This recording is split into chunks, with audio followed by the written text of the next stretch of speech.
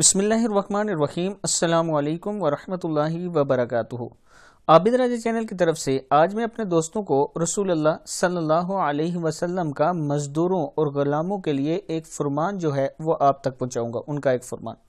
उससे पहले मैं अपने तमाम दोस्तों से गुजारिश करूंगा कि अगर आबिद राजा चैनल को आपने अभी तक सब्सक्राइब नहीं किया तो ज़रूर कर लें ताकि डेली आप तक अच्छी अच्छी वीडियो पहुंच सकें। तो स्टार्ट करते हैं आज का लेसन। बिस्मिल्लाहिर्रहमानिर्रहीम। हज़रत अबू ज़र गफ़ारी रज़ी अल्लाह तआला अन्हु से रवायत है कि रसूलुल्लाह सल्लल्लाहु अलैहि वसल्लम ने इरशाद फरमाया कि ये गुलाम और मज़दूर वगैरह तुम्हारे भाई हैं, अल्लाह ताला ने इनको तुम्हारे ज़ेर दस्त बना दिया है।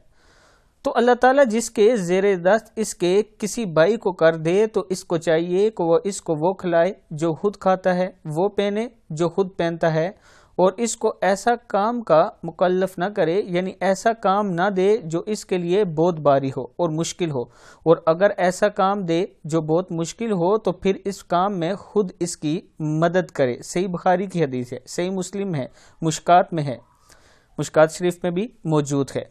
यानी इस हदीस से ये साबित हुआ कि रसूलुल्लाह सल्लल्लाहु अलैहि वसल्लम ने जो मज़दूरों के हुकूक बयान किए उनमें रसूलुल्लाह सल्लल्लाहु अलैहि वसल्लम के अपनी उम्मत के अमीर तबके से ये कह रहे हैं कि अगर आपके पास कोई गुलाम है या मज़दूर है तो आप जो खुद खाएं वो उसको खिलाएं और ज़रूरत से ज़्यादा उस पर बोझ ना डालें, यानी भारी काम उससे ना करवाएं। जब नबी अकरम सल्लल्लाहु अलैहि वसल्लम ने मना फरमा दिया तो अब जो लोग ये काम करते हैं, मजदूर के साथ ज्यादती करते हैं या गुलाम के साथ, तो वो सोच लें कि फिर कल नबी अकरम सल्लल्लाहु अलैहि वसल्लम के सामने कैसे खड़े होंगे।